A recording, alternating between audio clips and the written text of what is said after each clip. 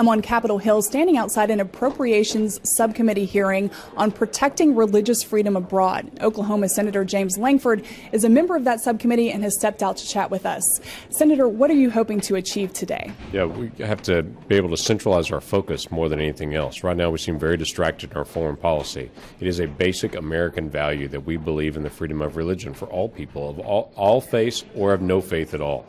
And so when we're talking about what we do internationally, we should have a part of that value.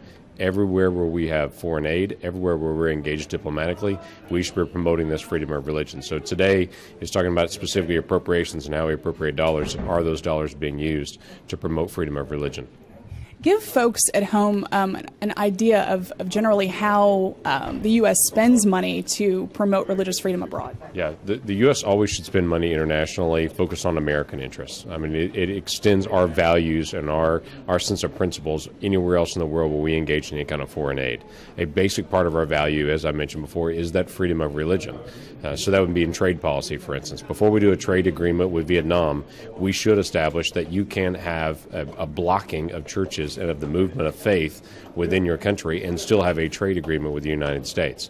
We should have a basic agreement. Before you take any kind of foreign aid, you do have an openness of faith within your own country. Now, every country has a different perspective, and every country can choose to do their country as they choose to. But if you block the movement of faith and oppress people of faith in your country, why would we be involved in that? Do you feel like perhaps more careful spending of those dollars could help prevent or curb what we're seeing right now with especially Christians being persecuted abroad? Absolutely, it can be. And it's one of those things that becomes an important incentive for us. People want to be connected to the United States of America. And I know that there are many countries around the world that don't like us and our values, but they still want to be able to trade with us. They still want to be able to stay engaged. Before we do that, we should export our values as well.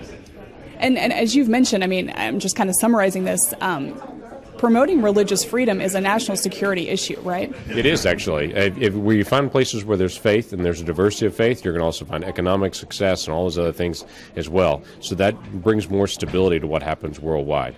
If a Christian or any individual of faith is oppressed overseas, it affects every part of their economy. It affects every part of our relationship.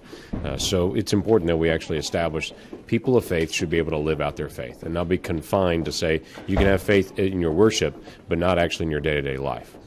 Do you feel like, I know that there's a concern here on Capitol Hill about ISIS and other groups like them, but do you feel like there's a palpable concern here on the Hill for the persecution of Christians? Is there a desire to specifically want to do something about that? There's not as much of a desire as there will be after this hearing, and that's one of the focus that we have of this hearing is to bring some of those things to light and to say these things are happening worldwide, in Asia, in the Middle East, in Africa, and all these places we continue to see the oppression of people of faith.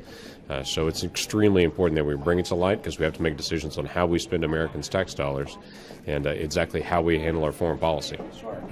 This week, in your home state of Oklahoma, bringing this closer to home, a federal court threw out a lawsuit challenging the display of the Ten Commandments at the state capitol in Oklahoma. What are your thoughts on that? Yeah, it's very reassuring to have a federal judge look in and be able to say, okay, of course it's reasonable that someone would display the Ten Commandments in any location. It's a part of our history. It's part of the history of our state, part of the history of our nation.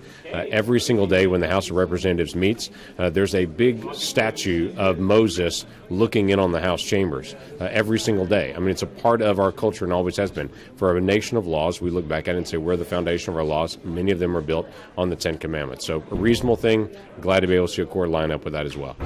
Final thing, and that is, as you and others on the Hill work to promote religious freedom abroad, is it important is to make sure that we kind of have our house in order here at home in terms of protecting religious freedom? It is, absolutely. The United States is the beacon of light and liberty. And though we've gone through a lot of struggles and we have a lot of difficulty economically and all those things right now, we're still the beacon for the entire world. We need to continue to shine that light on religious freedom issues, on faith issues, on freedom of speech, on our economics, on all those things as well. And so we can set the standard. When Navy chaplains can't speak about their faith, when individuals are limited of what they can do in their business practices because of faith, when universities say you can be a part of a student organization only if you'll change your faith practice, we're downgrading our religious faith here in the United States. We need to continue to increase faith, not diminish it. Senator Lankford, thanks for spending time with us. Sure. Appreciate it.